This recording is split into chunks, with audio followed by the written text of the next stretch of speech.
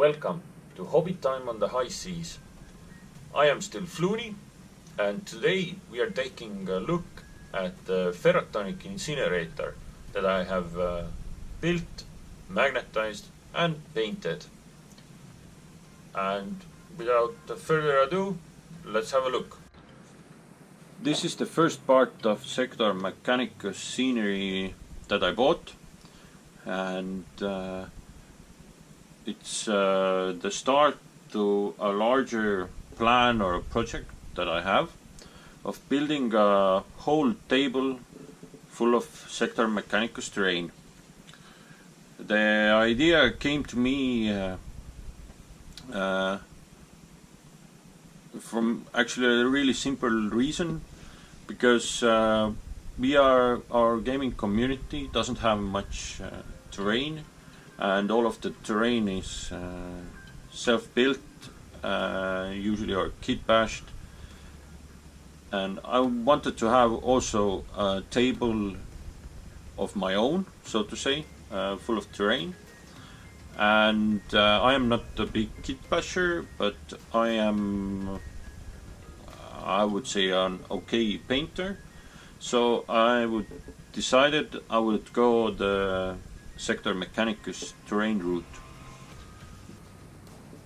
This terrain set and all of my Mechanicus terrain will be built to match with my Deathwatch models.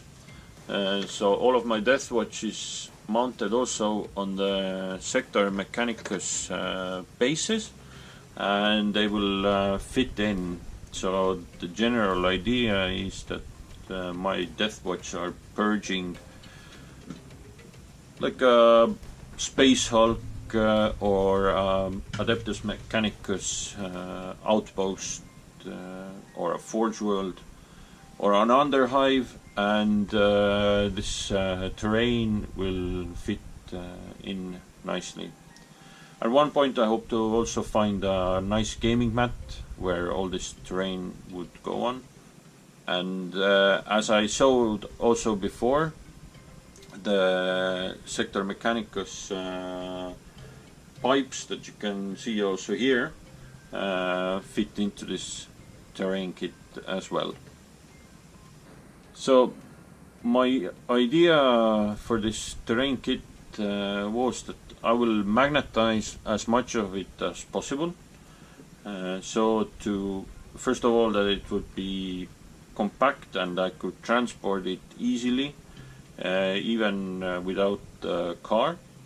And my second reason was that it would be very modular. A lot of Sector Mechanicus kits that were in Shadow War Armageddon, people built and glued, and I've seen a lot of responses that they are really not so happy that they glued them together, and much better would have been to magnetize.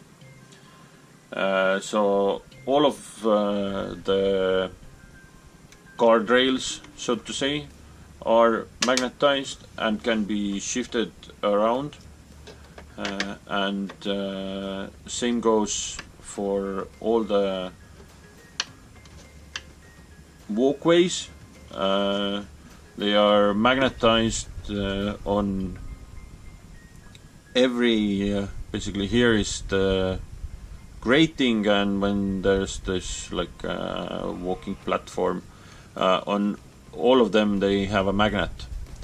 The only thing is, for the next kit I think I will have to find some stronger magnets, because it is you cannot move the whole kit together, but so it is a little bit light, but you can move all of the terrain pieces around and readjust accordingly. So this gives a really nice and versatile gaming area for Warhammer 40k, as well as Necromunda that is coming out now. So that was my general idea for this terrain set. For painting this kit, I got a really nice idea from a YouTube channel from a French guy. I'm not going to butcher his name on my stream, but I will add a link to his magnetizing and painting guide. So I got some ideas from him, and others I used what I have so far done with my Sector Mechanicus bases for the Death Watch I've already built and painted. So first I painted the deck, and all of the parts of this kit was first just spray painted grey with a primer that I got from a hardware store that I use for all of my models. And then the bottom of the deck was spray painted leather brown, just to make it a different color. The metal parts, all of it actually was painted by gunmetal, and then I masked off all the metal and spray painted the deck skeleton bone. All of the colors were army painter, and they are really nice coverage, and I was worried about the gunmetal a little bit because it gave a really smooth finish, but actually I didn't have any problems later on. So I decided actually to wash all of the metal areas with Agrax Surshade, because the Null Oil made it too dark, and Agrax Surshade actually makes it like a little bit oily and more industrial looking. And rest of the model I used mainly GW paints, and big help in the end was GW technical paints, the Risa Rust for rust effect, and Nihalic Oxide for oxide, and of course Typhus Corrosion to make it dirty and grimy. And at first I planned not to bring out very many details, but I think the red and green cables and gold for some floor tiles and also cabling really makes the model pop, and it actually didn't take so much extra time, and I tried to be really quick and dirty, so not caring if some paint goes onto the metal or deck areas, because I weathered it later on anyways, and nobody is going to have a really close look at the model. It's basically, as they say, a third player on the table, and it has to be there and look great from 3 or 6 feet away.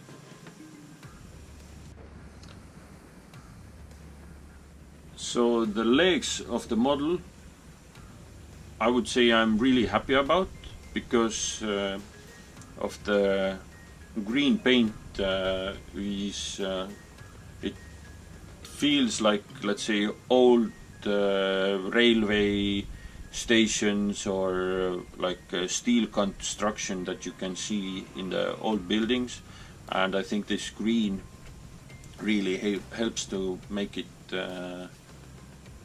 look real. And green was painted, first I started with leather brown. It was a zenithal application from 45 degrees top to bottom, to get the look that the lower parts of all of the recesses stay brown.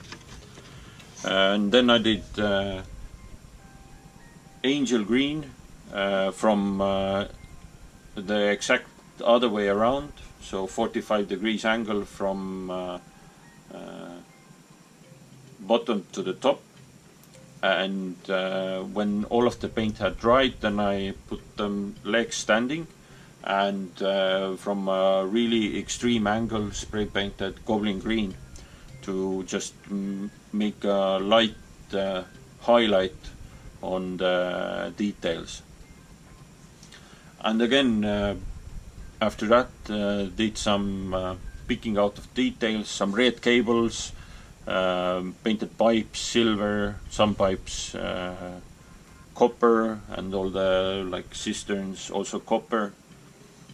And the lower part of the model got a rough coat of typhus corrosion, so to have it that maybe there's a waste and all kinds of debris and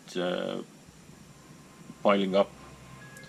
And I think this will be the theme throughout the terrain set. So the incinerator itself took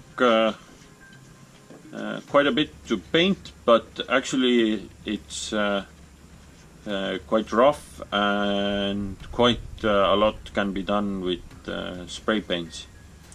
So as the rest of the model, everything was first primed gray, then the recessed parts got black primer spray paint, so all of these recesses and all around the model, just to make it look a little bit darker.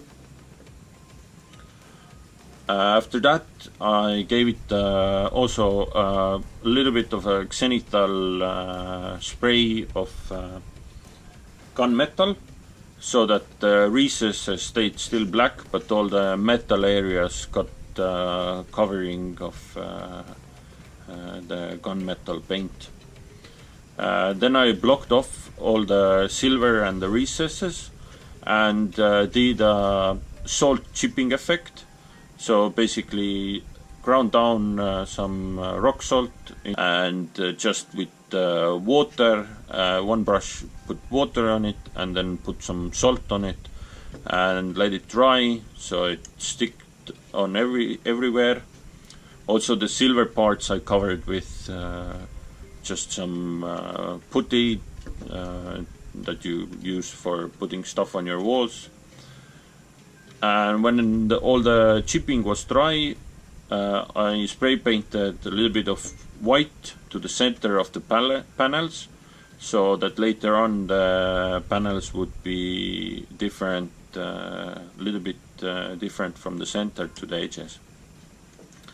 And after that I sprayed the panels with skeleton bone,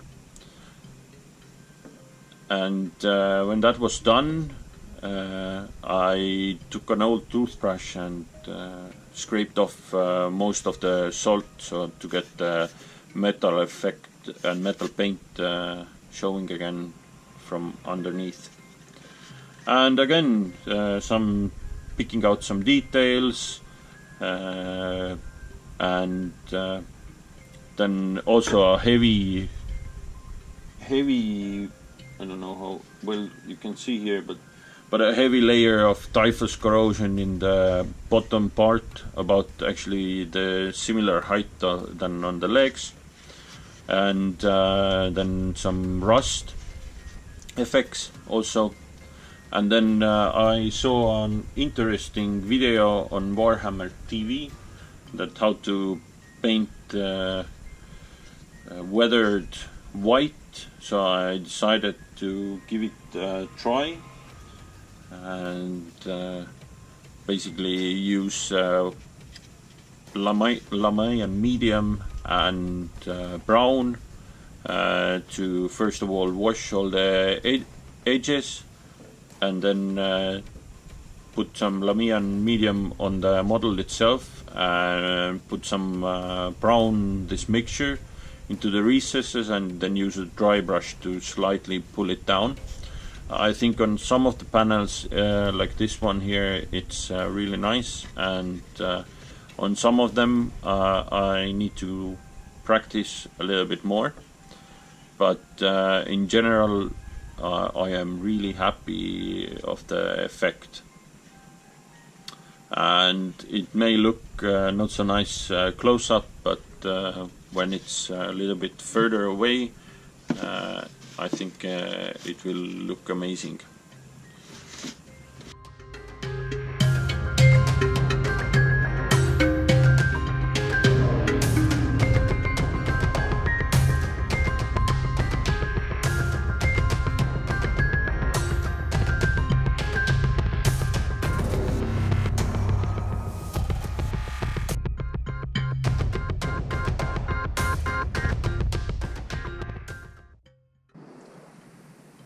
So here is also, as I don't have any other painted models, I have my watch captain here for, or watchmaster here for reference of the size, and the decks itself are 6 inches high, so I have to think a little bit how I can maybe manage to do some of that. They are 3 inches high, so that they are sloping, and to make it easier to get onto the terrain or have some special rules. Actually, the chapter approved book that is coming out in December, they said that there will be a full set of rules for all the Sector Mechanicus terrains for use in Warhammer 40k, and also some stratagems that one unit, for one command point, one unit can have a special climbing claws or tools that they can climb on top of the platforms without a ladder, and also without any movement. So basically, if you are alongside the wall already, you can go on top of it and then still move 6 inches for regular troops units, which is actually very cool.